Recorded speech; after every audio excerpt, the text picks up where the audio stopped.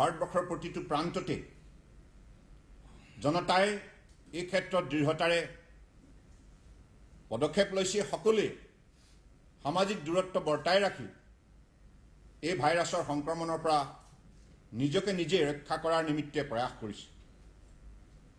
আৰু মাননীয় প্ৰধানমন্ত্ৰী ডাঙৰীয়াই সময়মতে লোৱা পদক্ষেপৰ বাবেই আজি ভাৰতবৰ্ষৰ ৰাইজ সুৰক্ষিত অৱস্থাত আছে। আৰু ইয়াৰ বাবে আমি অসমৰ জনসাধাৰণৰ তৰফৰ পৰা মাননীয় প্ৰধানমন্ত্ৰী নৰেন্দ্ৰ মোদী ডাঙৰীয়াক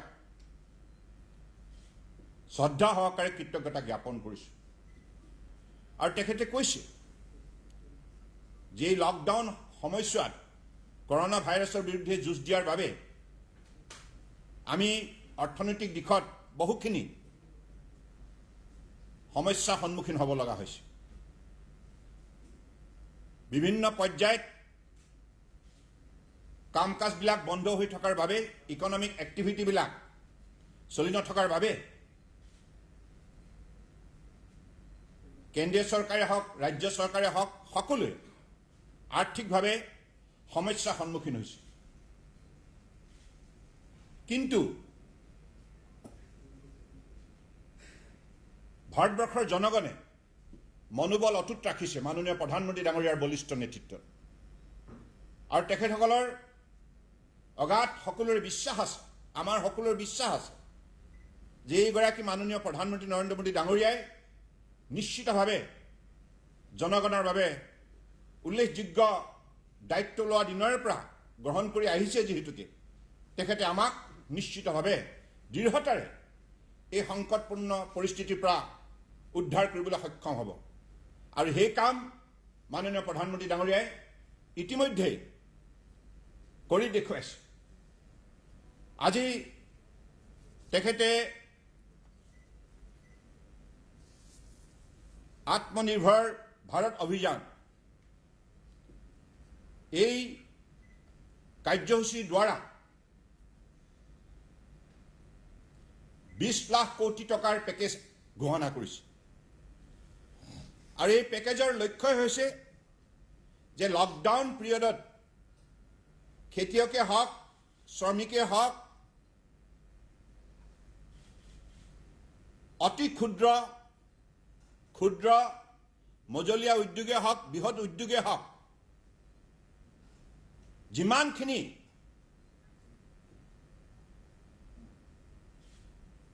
তেখেতসকলে লোকচান ধৰিব লগা হ'ল, ইয়াৰ পৰা পৰিত্ৰাণ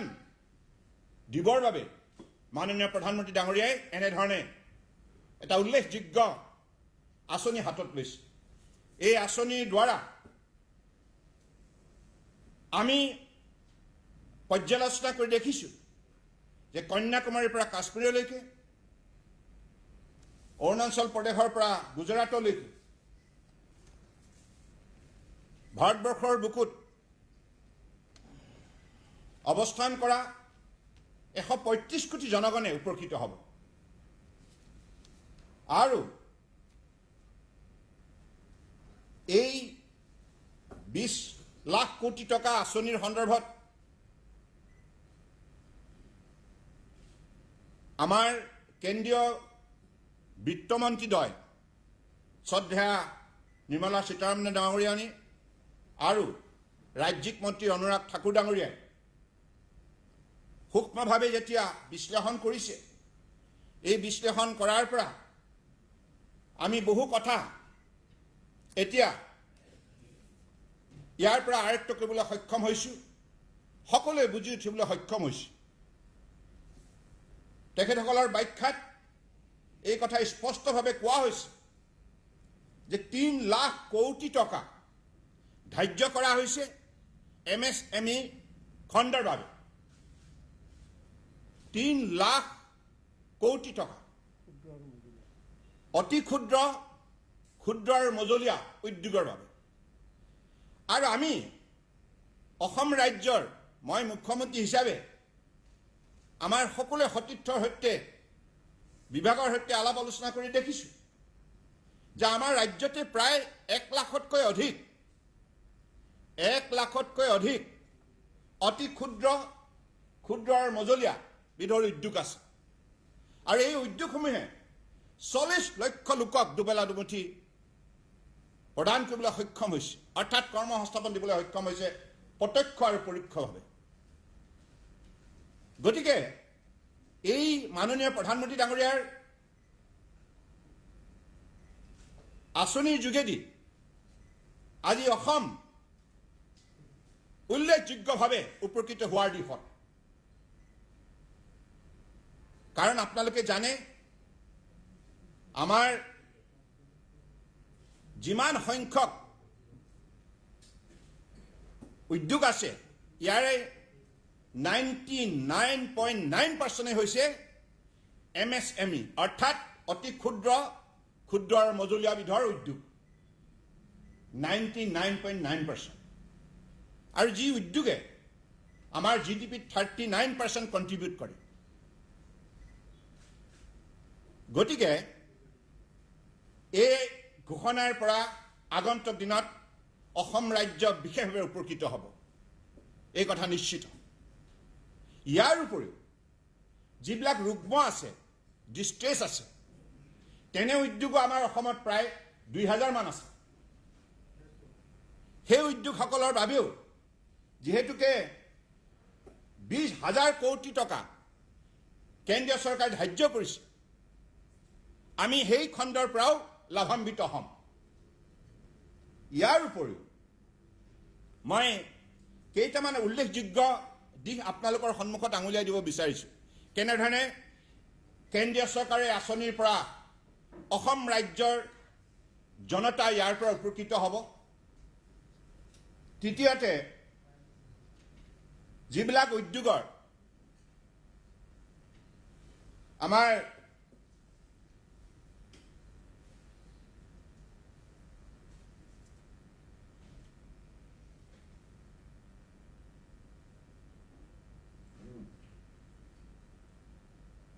প্ৰভিডেণ্ট ফাণ্ডৰ সন্দৰ্ভত সমস্যা সন্মুখীন হৈছিল সৰু উদ্যোগ যাৰ যিসকলৰ শ্ৰমিকে 15,000তকৈ কম দৰমহা পায় তেনে উদ্যোগৰ মালিক আৰু শ্ৰমিকে 12%কে তেখেতসকলে প্ৰভিডেণ্ট ফাণ্ড দিব লগা হৈছিল জমা কৰিব লগা হৈছিল অহা 3 মাহৰ বাবে এই ক্ষেত্ৰত কেন্দ্ৰীয় চৰকাৰে ইয়াৰ দায়িত্ব বহন কৰাৰ বাবে এই আঁচনিৰ যোগেদি ঘোষণা কৰিছে গতিকে মই ভাবোঁ যে আমাৰ বৃহৎ সংখ্যক উদ্যোগ আপোনালোকে বটলিফ ফেক্টৰী বুলিয়ে কওক ডাঙৰ আমাৰ চাহ বাগিচাৰ ফেক্টৰী বুলিয়ে কওক সৰ্বমুঠ প্ৰায় 800 এনেধৰণৰ ফেক্টৰী আছে এতিয়া চাহ উদ্যোগৰ শতকৰা 100% প্ৰায় 100% এই আঁচনিৰ পৰা লাভান্বিত হ'ব আৰু এগ্ৰিকালচাৰ ছেক্টৰৰ এই ক্ষেত্ৰত বিশেষভাৱে লাভান্বিত হ'ব আমাৰ যিমান হোটেল আছে যিমান আমাৰ ৰেষ্টুৰেণ্ট আছে যিসকলে বেংকৰ ঋণ লৈ ব্যৱসায় কৰিছে এই 3 কোটিৰ আঁচনিত এখেতসকলেও বিশেষভাৱে উপকৃত হ'ব সামগ্ৰিকভাৱে অসমৰ অৰ্থনৈতিক বুনিয়াদ গঢ় দিয়াৰ ক্ষেত্ৰত এই ঘোষণাই বিশেষভাৱে আমাক উপকৃত কৰিব গতিকে মই সেইভাৱে পুনৰবাৰ মাননীয় প্ৰধানমন্ত্ৰী নৰেন্দ্ৰ মোদী ডাঙৰীয়াক অসমৰ ৰাইজৰ হৈ বিশেষভাৱে কৃতজ্ঞতা জ্ঞাপন কৰিছোঁ কাৰণ যোৱা দিনবিলাকত লকডাউন পিৰিয়ডত এই উদ্যোগবিলাক বন্ধ হৈ থকাৰ বাবে আমাৰ CII সাৰ্ভে মতে অসমত দৈনিক 1,000 কোটি টকা আমাৰ লোকচান হৈছিল লছ হৈছিল গতিকে এতিয়া আগন্তুক দিনত এই আঁচনিৰ যোগেদি আমি সেই যি ক্ষতি হ'ল পুনৰ সেইখিনি পূৰণ কৰিবলৈ আমি সক্ষম হ'ম আৰু সক্ষম হোৱাৰ বাবে মাননীয় প্ৰধানমন্ত্ৰী ডাঙৰীয়াই এই সুযোগ আমাক প্ৰদান কৰিছে ইয়াৰ উপৰিও আমি দেখিছোঁ যে আঁচনিত কেইবাটাও উল্লেখযোগ্য ঘোষণা আছে আগন্তুক দিনত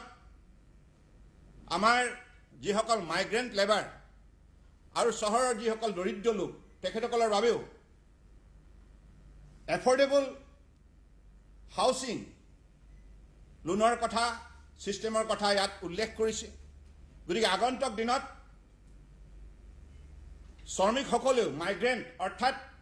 যিসকল প্ৰব্ৰজনকাৰী শ্ৰমিক তেখেতসকলেও থকাৰ ক্ষেত্ৰত এটা উল্লেখযোগ্য সুবিধা পাবলৈ সক্ষম হ'ব যিটো মাননীয় প্ৰধানমন্ত্ৰী ডাঙৰীয়াই কৈছিল যে প্ৰতিজন ব্যক্তিৰ মূৰৰ ওপৰত এটা ৰূপ থাকিব লাগে হয়নে গতিকে সেই লক্ষ্য পূৰণ কৰাৰ বাবে মাননীয় প্ৰধানমন্ত্ৰী ডাঙৰীয়াই এনেধৰণে উল্লেখযোগ্য আঁচনিৰ কথা ঘোষণা কৰিছে সামগ্ৰিকভাৱে আজিৰ তাৰিখত আমি হিচাপ কৰি দেখিছোঁ যে আমাৰ এই ঘোষণাৰ যোগেদি আগন্তুক দিনত অসমৰ উদ্যোগ জগতখনে নিজৰ শক্তি বৃদ্ধি কৰাৰ ক্ষেত্ৰত বিশেষভাৱে লাভান্বিত হ'ব আৰু আমিও যিহেতুকে মাননীয় প্ৰধানমন্ত্ৰী ডাঙৰীয়াই আমাক এটি লক্ষ্য স্পষ্টভাৱে স্থিৰ কৰি দিছে লক্ষ্যটোৱে হৈছে আত্মনিৰ্ভৰ ভাৰত অৰ্থাৎ আমাৰ স্বাভিমান আমি শক্তিশালীৰ পথ জগাই তুলিব লাগিব আমাৰ নিজৰ থলুৱা উৎপাদিত সামগ্ৰী আমি ব্যৱহাৰ কৰিব লাগিব লোকেল ভোকেল গ্লোবেল অৰ্থাৎ আমাৰ থলুৱাভাৱে স্থানীয় উদ্যোগে উৎপাদন কৰা সামগ্ৰীক আমি গুণানুকীৰ্তন কৰিব লাগিব আৰু আমি বিশ্ব বজাৰ দখল কৰিব লাগিব গতিকে সেই লক্ষ্যৰে আমাৰ অৰ্থনৈতিক পথাৰখন আমি শক্তিশালীৰ ওপৰত গঢ় দিব লাগিব আগন্তুক দিনত সেই লক্ষ্যৰে অসম চৰকাৰেও আমি এই সন্দৰ্ভত সিদ্ধান্ত ল'ম কাৰণ আমাৰ 1 লাখতকৈ অধিক আমাৰ যিহেতুকে থলুৱা উদ্যোগ আছে বিভিন্ন সেক্টৰত সেই উদ্যোগপতিসকলক উৎসাহিত কৰিবৰ বাবে তেখেতসকলৰ উৎপাদিত সামগ্ৰী যদি আমি ক্ৰয় কৰাটো নিশ্চিত কৰোঁ নিশ্চিতভাৱে তেখেতসকল লাভান্বিত হ'ব অৰ্থাৎ প্ৰডাকশ্যন প্ৰকিউৰমেণ্ট এণ্ড মাৰ্কেটিং এই কথা নিশ্চিত কৰিব লাগিব আৰু সেইবাবে এই সুযোগৰ সদ্ব্যৱহাৰ কৰিবৰ বাবে মই অসমৰ 1 লক্ষ অতি ক্ষুদ্ৰ আৰু মজলীয়া উদ্যোগত যিসকল গৰাকী তেখেতসকলক বিশেষভাৱে মই আহ্বান জনাইছোঁ কাৰণ কেন্দ্ৰীয় চৰকাৰে বিশেষকৈ মাননীয় প্ৰধানমন্ত্ৰী ডাঙৰীয়াই প্ৰধানমন্ত্ৰী হিচাপে দায়িত্ব লোৱা দিনৰ পৰা তেখেতে প্ৰধান সেৱক হিচাপে ভাৰতবৰ্ষৰ 135 কোটি জনগণক নিষ্ঠাৰে শ্ৰদ্ধাভক্তিৰে সেৱা আগবঢ়াই আহিছে আৰু সকলো সময়তে এই কথা মনত ৰাখিছে যে সমাজৰ আটাইতকৈ দুৰ্বলজনক শক্তিশালী কৰা মানসিকতাৰে আজি বিজেপি নেতৃত্বাধীন NDA চৰকাৰখনে মাননীয় নৰেন্দ্ৰ মোদী ডাঙৰীয়াৰ বলিষ্ঠ নেতৃত্বত আজি সমগ্ৰ ভাৰতবৰ্ষতে সমাজৰ আটাইতকৈ দুৰ্বল ব্যক্তিজনক সবল কৰাৰ যি দৃষ্টান্তমূলক কাৰ্যসূচী হাতত লৈছে সেই কাৰ্যসূচী আজি ভাৰতবৰ্ষৰ জনগণক বিশেষভাৱে উৎসাহিত কৰিছে আৰু মোদী ডাঙৰীয়াৰ ওপৰত অগাধ বিশ্বাস আজি মানুহৰ বৃদ্ধি হৈছে সেইবাবে তেখেতে যেতিয়া লকডাউন কাৰ্যসূচী পালন কৰিবৰ বাবে ভাৰতবৰ্ষৰ জনগণক আহ্বান জনাইছিল বিনম্ৰভাৱে সেই আহ্বানক সঁহাৰি জনাই প্ৰথম পৰ্যায় দ্বিতীয় পৰ্যায় তৃতীয় পৰ্যায় লকডাউন কাৰ্যসূচী ভাৰতবৰ্ষৰ জনগণে সফল কৰি তুলিলে বিশ্বৰ বুকুত এনেধৰণৰ উদাহৰণ বিচাৰি পোৱাটো বিৰল কাৰণ এগৰাকী ৰাষ্ট্ৰীয় নেতাৰ ওপৰত ইমান বিশ্বাস আৰু আস্থা আজি ভাৰতবৰ্ষৰ 135 কোটি জনগণে প্ৰদৰ্শন কৰিলে ইয়াৰ বাবে আজি এইখন ৰাষ্ট্ৰ তেখেতৰ পৰামৰ্শ মতে সামাজিক দূৰত্ব মুখত মাস্ক পৰিধান আৰু পৰিষ্কাৰ কৰি থকাৰ যিটো প্ৰৱণতা নাগৰিকৰ মাজত বৃদ্ধি হ'ল তাৰ বাবে আজি ভাৰতবৰ্ষৰ দৰে 135 কোটি জনগণে বসবাস কৰা ৰাষ্ট্ৰখনক আজি এই সংক্ৰমণৰ পৰা ৰক্ষা কৰাৰ ক্ষেত্ৰত মাননীয় প্ৰধানমন্ত্ৰী ডাঙৰীয়া সফল হৈছে আজি জন ধন যোজনাৰ পৰা আৰম্ভ কৰি স্বচ্ছ ভাৰত অভিযান প্ৰাইম মিনিষ্টাৰ আৱাস যোজনা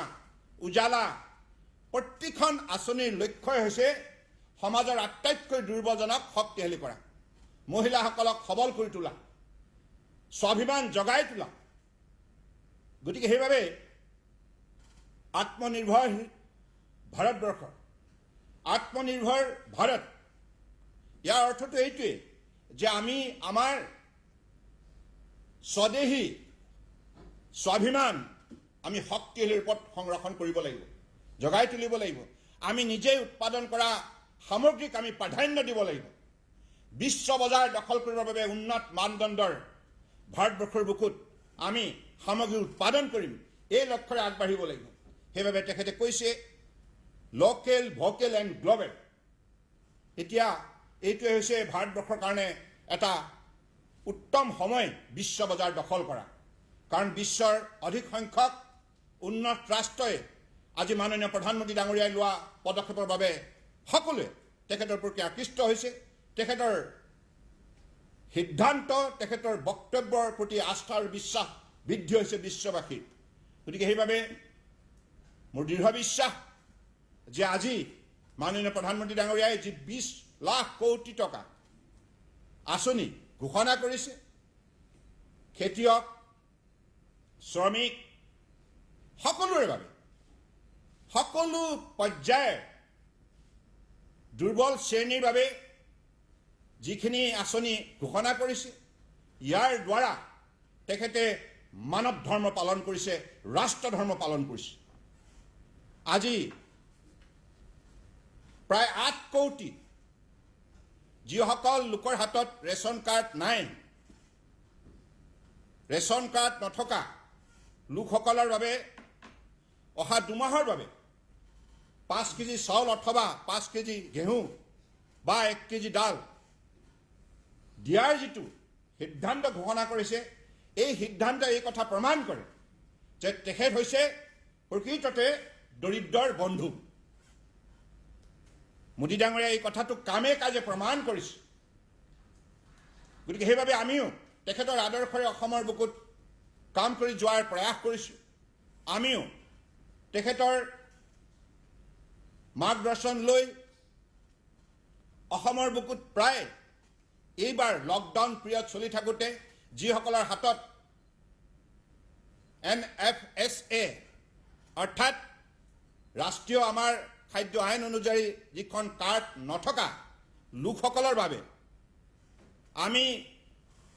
5 কেজিকৈ প্ৰতিগৰাকী ব্যক্তিক চাউল যোগান ধৰিলোঁ। প্ৰায় 44 লাখ ব্যক্তিক এনেধৰণে আমি যোৱা লকডাউন কাৰ্যসূচীত আমি তেখেতসকলক খাদ্য সামগ্ৰীৰ যোগান ধৰি তেখেতসকলৰ বাবে আন্তৰিকতাৰে আমি সেৱা আগবঢ়াইছোঁ। এই সমস্যাৰ ভিতৰত এই কথাও মই স্বীকাৰ কৰোঁ, অসমৰ বহু স্বেচ্ছাসেৱক, স্বেচ্ছাসেৱিকা সংগঠনসমূহে এই ক্ষেত্ৰত দৰিদ্ৰ জনগণক কেৱল অসমতে নহয় ভাৰতবৰ্ষতেই এনেধৰণে বিভিন্ন ধৰণে সহায় কৰিছে। মই তেখেতসকলৰ ওচৰত কৃতজ্ঞ। কিন্তু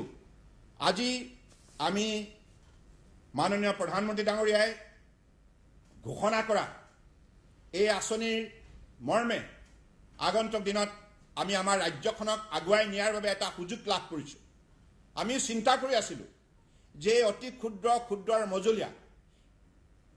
99.9% অৰ্থাৎ অলমষ্ট 100% এখেতসকলক আমি পুনৰ কেনেধৰণে উজ্জীৱিত কৰি তুলিম, কেনেধৰণে সাহস যোগান ধৰিম, সহায় কৰিম। আজি কিছুদিনৰ আগতে আপোনালোকে জানে যে MSME ছেক্টৰ হেণ্ডেল কৰা যিসকল বিজনেছ চেম্বাৰ, বিজনেছ হাউচ, তেখেতসকলৰ সৈতে আমি বিতংভাৱে আলোচনাত মিলিত হৈছোঁ। Assam chambers of commerce, FICCI, CII ইত্যাদিৰ সৈতে। আৰু কিছুদিনৰ আগতে আমি অসমৰ বিশিষ্ট অৰ্থনীতিবিদসকলৰ সৈতেও আলোচনাত মিলিত হৈছিলোঁ। তেখেতসকলৰ পৰামৰ্শ মতে ৰাজ্যিক পৰ্যায়ত আমি এখন কমিটি গঠন কৰিছোঁ। আৰু তেনেধৰণে MSMEৰ লগত জড়িত থকা চেম্বাৰ সৈতে আলাপ আলোচনা কৰি তেখেতসকলৰ পৰামৰ্শ লৈছোঁ। আৰু সেই সকলোবিলাক পৰামৰ্শ আমি কেন্দ্ৰীয় চৰকাৰলৈ লিখিতভাৱে প্ৰেৰণ কৰিছোঁ। আৰু প্ৰেৰণ কৰা কেৱল এসপ্তাহৰ ভিতৰতে এইখিনি এনাউন্সমেণ্ট হোৱাৰ বাবে আমি অত্যন্ত আনন্দিত। কাৰণ আমি যোৱা দিনবিলাকত অসমৰ অৰ্থনীতিৰ অৱস্থাটো প্ৰত্যক্ষ কৰি ইয়াক পুনৰ ৰিভাইভ কৰাৰ বাবে to boost Assam economy, what are the measures we are to take in the near future, সেই সন্দৰ্ভত যেতিয়া আলোচনাত মিলিত হৈছিলোঁ, বিভিন্নগৰাকীয়ে আমাক বিভিন্ন ধৰণে দিহা পৰামৰ্শ দিছিল। আনকি অসমৰ ইলেক্ট্ৰনিক আৰু প্ৰিণ্ট মিডিয়াৰ মাননীয় সম্পাদকসকলৰ সৈতে মিলিত হৈছিলোঁ আৰু জ্যেষ্ঠ সাংবাদিকসকলৰ সৈতেও মিলিত হৈছিলোঁ, সকলোৱে পৰামৰ্শ দিছিল। গতিকে সেই সকলোবিলাক পৰামৰ্শ আমি যেতিয়া কেন্দ্ৰীয় চৰকাৰলৈ লিখিতভাৱে পঠিয়াইছিলোঁ আৰু পঠিয়াৰ পাছত এই ঘোষণা অহাৰ বাবে আমি স্বাভাৱিকতে আনন্দিত হৈছোঁ, কাৰণ আমি সেই সময়ত অসমৰ উদ্যোগ জগতে সন্মুখীন হোৱা গোটেই কথাবিলাক বিতংভাৱে লিখিছিলোঁ আৰু এই কথাও আমি মাননীয় প্ৰধানমন্ত্ৰী ডাঙৰীয়াক আমি বিশেষভাৱে অনুৰোধ জনাইছোঁ যে ভৱিষ্যতৰ দিনত বিদেশৰ পৰা কোনোবাই যদি ইনভেষ্ট কৰিবলৈ অসমলৈ আহে বা ভাৰতবৰ্ষলৈ আহে, তাৰ বাবে অসমক এখন ইনভেষ্টমেণ্ট ফ্ৰেণ্ডলি ডেষ্টিনেশ্যন হিচাপে কেন্দ্ৰীয় চৰকাৰে ইয়াক মূল্যাংকন কৰিব লাগে। গতিকে আমাৰ লক্ষ্য এটাই যে অসমৰ 3,30,00,000 লোকৰ আগন্তুক দিনত আমি যাতে তেখেতসকলক কৰোনা ভাইৰাছৰ বিৰুদ্ধে ঐক্যবদ্ধভাৱে যুঁজখন চলাই নিয়াৰ ক্ষেত্ৰত মনোবল বৃদ্ধি কৰিব পাৰোঁ আৰু সমান্তৰালভাৱে আমাৰ যিখিনি অৰ্থনৈতিক আমাৰ কৰ্মসূচী হওক, কাৰ্যসূচী হওক, সেইবিলাক যাতে চলাই নিব পাৰোঁ সামাজিক দূৰত্ব বৰ্তাই ৰাখি, এই লক্ষ্যৰে আমি অসমত এটা শক্তিশালী বাতাবৰণ সৃষ্টি কৰাৰ বাবে পক্ষপাতি।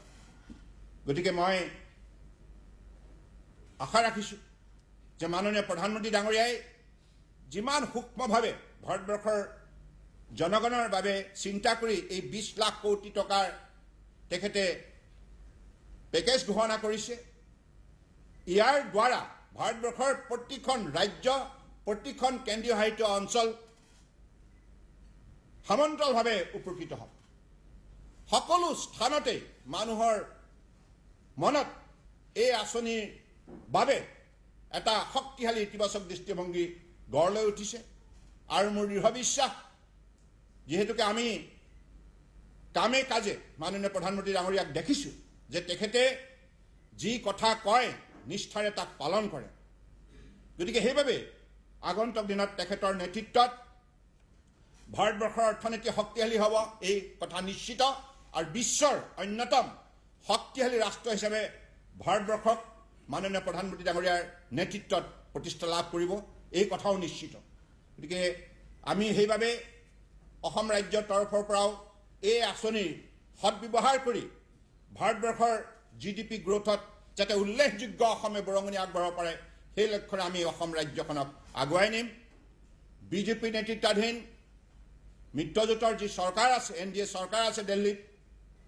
এই চৰকাৰে 2014 চনৰ পৰাই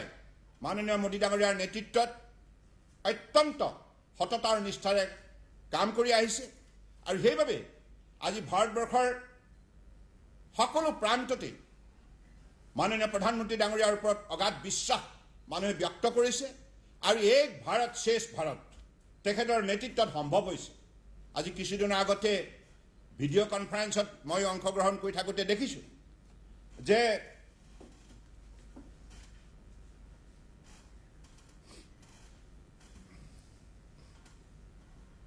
সকলো বেলেগ বেলেগ দলৰ যিমানবিলাক চৰকাৰ আছে ভাৰতবৰ্ষত, সকলো ৰাজ্যৰ সকলো মুখ্যমন্ত্ৰীয়ে একেমুখে মাননীয় প্ৰধানমন্ত্ৰী ডাঙৰীয়াক তেখেতে লোৱা পদক্ষেপৰ কথা বৰষি প্ৰশংসা কৰিছে। সকলোৱে তেখেতৰ ওপৰত আস্থা ব্যক্ত কৰি তেখেতক দেশখন আগুৱাই নিবৰ বাবে সকলোৱে আহ্বান জনাইছে। গতিকে এনে এগৰাকী প্ৰধানমন্ত্ৰী, যিগৰাকী প্ৰধানমন্ত্ৰীৰ কাম কাজৰ বাবে আজি জাতি, ধৰ্ম, ভাষা নিৰ্বিশেষে সকলোৱে আজি তেখেতে আস্থা বুটলিবলৈ সক্ষম হৈছে কেৱল সততা নিষ্ঠাৰে কাম কৰাৰ বাবে। আৰু আমাৰ দৃঢ় বিশ্বাস যে আমি এই COVID-19ৰ বিৰুদ্ধে যুঁজখন চলাই যাওঁতে অসমৰ ৰাইজে আগন্তুক দিনত এইখন ৰাজ্যৰ ছাত্ৰ ছাত্ৰীয়ে হওক, শিক্ষক শিক্ষয়িত্ৰীয়ে হওক, আমাৰ খেতিয়কে হওক, শ্ৰমিকে হওক, যুৱক যুৱতীয়ে হওক, জ্যেষ্ঠ নাগৰিকে হওক, বৃদ্ধা বিধৱা, সকলো চৰকাৰী কৰ্মচাৰী, জনপ্ৰতিনিধি, আমি সকলোৱে মিলি বৰাক ব্ৰহ্মপুত্ৰ পাহাৰ ভৈয়ামৰ ৰাইজে আগন্তুক দিনত এই ভাইৰাছৰ বিৰুদ্ধে দৃঢ়তাৰে যুঁজ দি যাম আৰু আমাৰ অৰ্থনৈতিক অৱস্থাও আমি দৃঢ়তাৰে টনকিয়াল কৰিবলৈ সক্ষম হ'ম। ধন্যবাদ। মুখ্যমন্ত্ৰী এটা কথা, প্ৰধানমন্ত্ৰীৰ সৈতে যি ভিচি আপোনাৰ হৈছিল বা মুখ্যমন্ত্ৰীসকলে যি ভিডিঅ' কনফাৰেন্স হ'ল, সেই ভিডিঅ' কনফাৰেন্সত অসমৰ তৰফৰ পৰা আপুনি মুখ্যমন্ত্ৰী হিচাপে কেনেধৰণৰ পৰামৰ্শ আগবঢ়ালে আৰু চতুৰ্থলানি লকডাউন বৃদ্ধি কৰা হ'ব নেকি, আৰু লগতে অসমৰ অৰ্থনীতিৰ যি অৱস্থা এই লকডাউনৰ সময়ত হৈছে অসম চৰকাৰৰ তৰফৰ পৰা কেনেধৰণৰ আঁচনি লৈ আগবাঢ়িব? আপোনালোকে জানে, আৰু আমি ভিচি পাছত মই ৰাজহুৱাভাৱে বিবৃতি দিছিলোঁ, আৰু সেই ভিচিত আমি আমাৰ বৰ্তমান অসম চৰকাৰে লোৱা পদক্ষেপৰ সন্দৰ্ভত বিতংভাৱে মাননীয় প্ৰধানমন্ত্ৰী ডাঙৰীয়াক অৱগত কৰিছিলোঁ, আৰু আমি কেন্দ্ৰীয় চৰকাৰৰ তৰফৰ পৰা অৰ্থনৈতিকভাৱে সহযোগিতা বিচাৰিছিলোঁ, আৰু